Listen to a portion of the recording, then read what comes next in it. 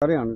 Sir Ravi ये प्रकरण explosive जो हुआ है, धमाका हुआ, वो क्या कारण रहा है उसका सबसे पहले तो सोल। देखिए ये घटना जो है सुबह आज अराउंड 9:40 के आसपास है और थाना नालागढ़ का जो आईयू रूम है उसके बाहर एक रास्ता जाता है, उसके साथ की घटना है। एक्सप्लोजन हुआ है और सुबह हमने निरीक्षण किया है मौके का। एफएसएल टीम हमारी तुरंत मौके पहुंच गई थी। सैंपल जो हैं वो अलग अलग स्पॉट से उठाए गए हैं और एग्जैक्ट कॉज क्या रहा होगा वो एफएसएल के केमिकल एनालिसिस रिपोर्ट के बाद ही पता लग पाएगा। सर इस घटना में कोई नुकसान की? अभी जानने वाले का कोई ऐसा नुकसान नहीं है। जो आसपास का हमारा आईयू रूम था थाना प्रमाइसिस में, उसके शीशे जो हैं वो टूटे हैं और 40-45 मीटर पे एक आर्मी की कैंटीन है, उसके शीशे जो है वो क्रैक हुए हैं। तो आसपास की बिल्डिंग्स में कुछ एक जगह पे शीशे ही क्रैक्स हुए हैं, बाकी ऐसा कोई नुकसान नहीं है। सर सीसीटीवी वगैरह जाते हैं? सीसीटीवी अभी हम खंगाल रहे हैं अलग अलग जगह से कि कोई इस तरह का कोई सभी तरह की जो डॉट है वो हम रूल आउट करना चाहते हैं कि कोई इस तरह की मिसचीफ कोई एलिमेंट इस तरह का इन्वॉल्व तो नहीं है। बट प्राइमे फेसाई अभी तक ऐसा कुछ हमें मिला नहीं है और आसपास के हम जितने भी स्पॉट के आसपास के कैमरे हैं उन सबको खंगाल रहे हैं। सर जैसे कि आपने देखा होगा कि काफ़ी दूर तक जो है वो शीशे टूटे हैं, तो इसका मतलब और गड्ढा भी जो है बना है, जी। तो एक्सप्लोजिव कोई बड़ा ही नजर आ रहा है। देखिए इस बारे में तो एग्जैक्ट ओपिनियन जो है वो एक्सपर्ट्स ही, एक्सप्लोजिव एक्सपर्ट ही दे पाएंगे।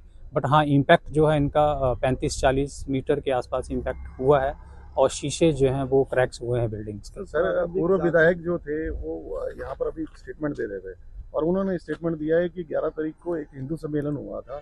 कहीं उसका कारण तो नहीं है कि किसी मतलब विशेष समुदाय द्वारा जो है वो कहीं यहाँ बम रख दिया था? नहीं, इस तरह की कोई वारदात नहीं हुई है और मैं इस एलिगेशन को स्ट्रांगली कंडेम करता हूँ और खंडन करता हूँ। पुलिस अभी मौके पे है, एफएसएल की टीम हमारी स्पॉट पे है। इनिशियली ये कहना कि इस तरह का कोई एंगल, ऐसा कुछ नहीं है। पुलिस जो है वो फैक्ट बेस पे और ऑन द बेसिस ऑफ जो क्लूज एविडेंसेस हमें स्पॉट पे मिलेंगे उस आधार पे कार्रवाई करेगी। सर जैसे सर पहले भी देखा गया है कि सर कुछ धमकियां जैसे टाइप में मिल रही थी, हिमाचल में कई बार आया है सर, कुन्नू द्वारा दी गई है और भी कई बार दी गई है उड़ाने के लिए। सर इसमें तो कोई ऐसा एंगल तो नहीं है? देखिए अभी तक ऐसा कोई हमें इस तरह की ईमेल्स या ऐसी थ्रेटनिंग कॉल नहीं आई है। प्राइमे फेसाई ऐसा नहीं लगता है कि इस तरह का कोई किसी ने कुछ थ्रो किया हो या कोई ऐसा एक्सप्लोजिव हो।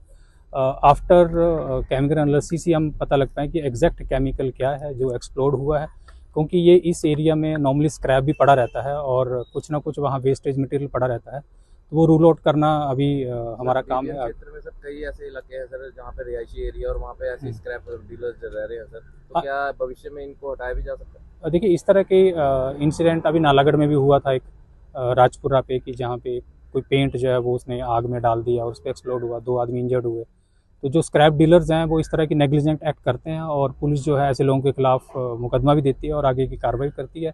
मेरी तरफ से उनको ये इंस्ट्रक्शन रहेगी कि जो भी उनको कानून के दायरे में जो भी उनकी प्रिकॉशंस रखनी चाहिए स्क्रैप डीलर को, वो रखें और इस तरह के जान माल का नुकसान ना हो।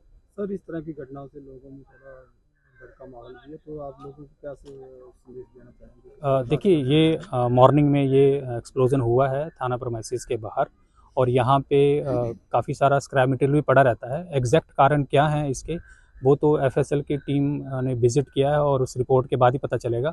इस तरह का कोई भी पैनिक का माहौल नहीं है और पुलिस जो है इस तरह के इंसिडेंट्स को हम प्रिकॉशनरी जो प्रिवेंट कर पाएँ, नॉर्मल हम सभी थाने चौकियों को आदेश होते हैं और नॉर्मल हम पेट्रोलिंग करते हैं। इस तरह के कोई अगर किसी ने शरारत भी की है तो उसको पुलिस फाइंड आउट करेगी। मैं जनता से यही अपील करूंगा कि कोई भी संदिग्ध या इस तरह का कोई व्यक्ति दिखे, पुलिस को जरूर सूचना दें उसके बारे में, और ऐसा डरने की कोई ज़रूरत नहीं है। पुलिस इसमें जो तह तक जाएगी कि क्या कारण रहे हैं। Thank you sir.